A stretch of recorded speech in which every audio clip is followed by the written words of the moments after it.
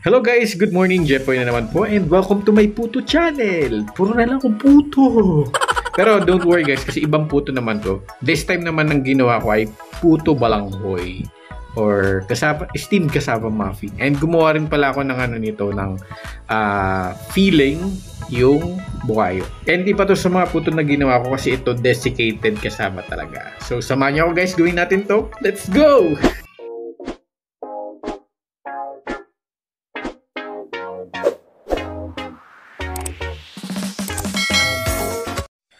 At syempre, ito na yung mga kakailanganin natin. So, 1 kilong kasaba, binalatan, and then hinugasan.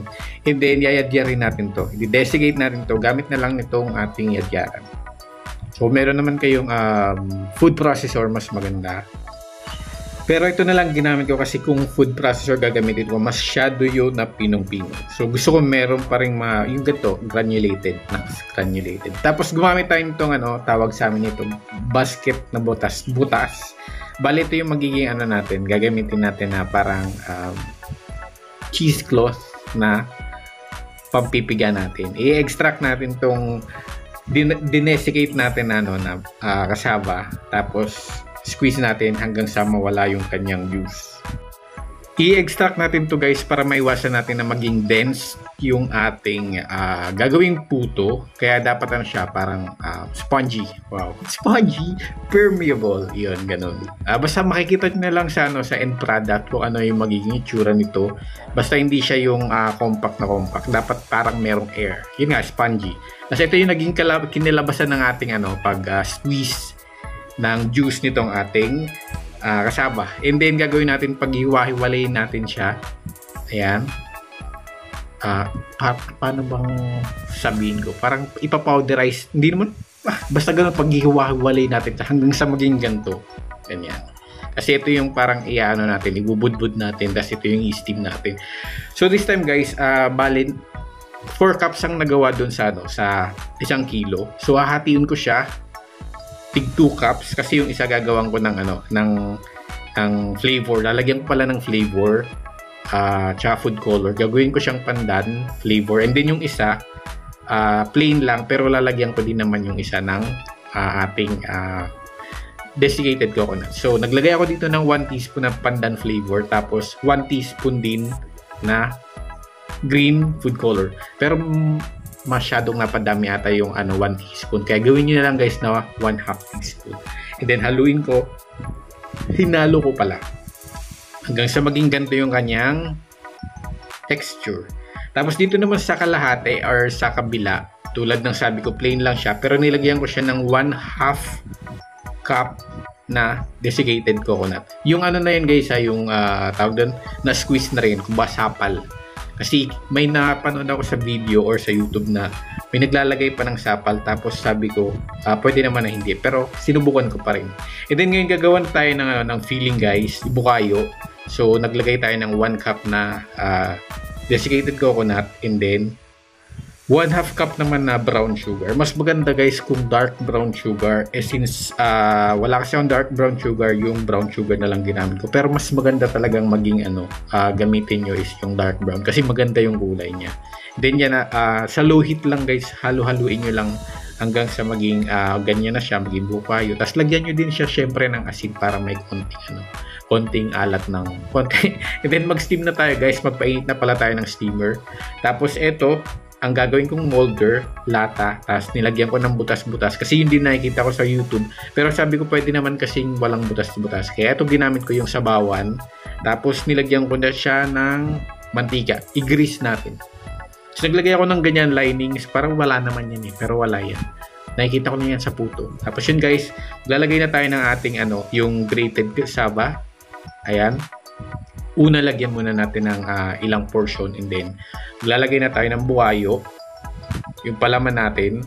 Sa inyo, depende sa inyo kung gaano kadami o kakonti yung portioning na gagawin nyo. Syempre, nilagyan ko ng madami para syempre mas lasang-lasa mo.